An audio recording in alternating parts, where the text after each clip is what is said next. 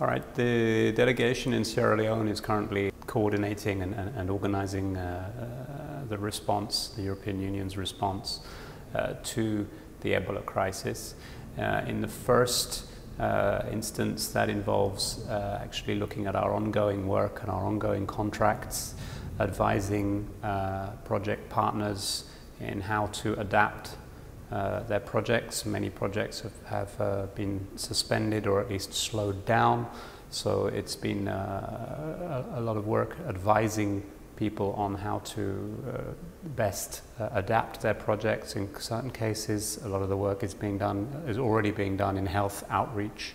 So in certain cases, partners have been encouraged to divert some of the resources into activities that are more around health messaging around Ebola, so to really rather change the focus of the messages on some of the work that they've been doing. A great deal of work in terms of contract management of what's actually going on. Thereafter, of course, it's about coordinating with the member states and the other stakeholders on the ground to ensure that we have as joined up approach as possible with regards to the wider crisis.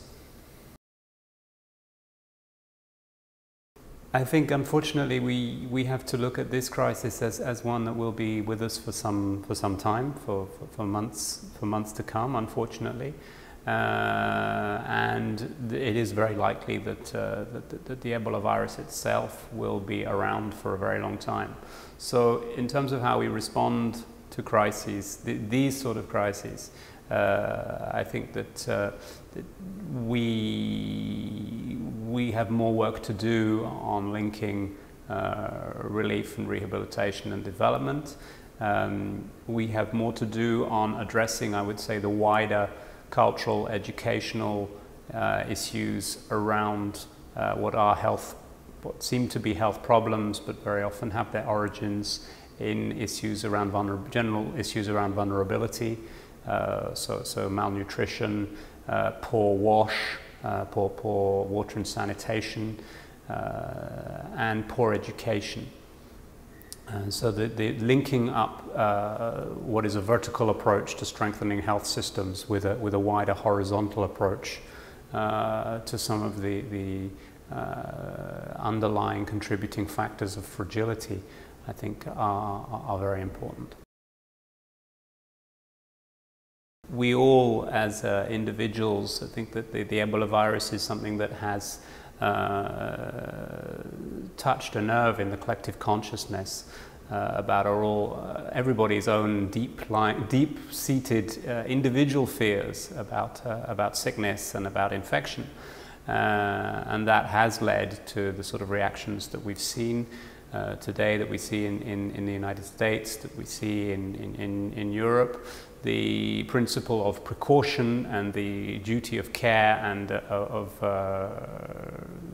the responsibility to provide protection and safety for one's citizens is one that has driven certain states to take extreme measures with regards to isolating those countries. From my perspective, it's not a particularly useful strategy. We need to be isolating the disease and not the people coming from those countries or those countries themselves. Obviously, there is a challenge with regards to mobility, and we live in a global village today. Again, from my perspective, the health systems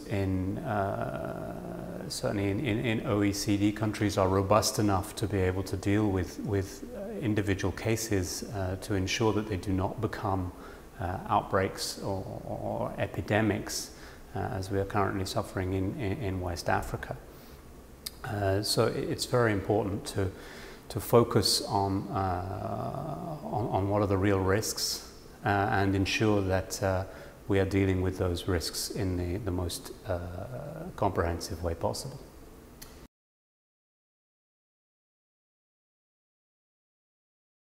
Absolutely. In the case of Sierra Leone, it's UNICEF are leading the social mobilization pillar of the response, and there is there are a wide range of information campaigns. As I said at the beginning, we have a number of NGO partners working on health messaging, which were focused primarily on maternal and infant mortality, and some of those messages now are being adapted to be Ebola sensitive or Ebola focused.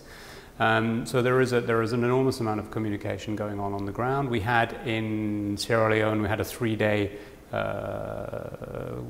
sensitization campaign where we were all confined to our houses, and we were all visited, or 80% of the households were visited by outreach teams communicating on the risks of Ebola and how to avoid it, and distributing soap for hand washing. So these are the sort of communication efforts that are underway. More still needs to be done, that is clear, in terms of getting those messages right and ensuring that those messages are received and taken on board and acted upon.